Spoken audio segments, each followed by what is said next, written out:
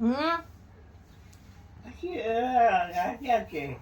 Sino may alagang ganito? Yung ama ko, napaka-arte. Alam nyo ba? Kaya hindi na ako magtataka. Napakaganda ng katawan ni ama. Parang dalaga yung katawan niya. Pag pinapaliguan ko yan, titignan ko yung katawan niya. Sabi ko, wow, sabi ko, amazing, 96 years old. Pero ang ganda ng katawan na parang, akala mo hindi siya 96 years old. Parang nasa 50. Ganon yung katawan niya kasi sobrang sexy na merong curve. Grabe. Alam mo yung katawan ko, 38 pa lang ako, pero yung katawan ko sobrang taba. Pero si ama, may curve, sobrang sexy. Sana all, sabi ko nga sa isip-isip ko. Tapos, napaka-arte pa niya kasi lagi siyang gumagamit nito.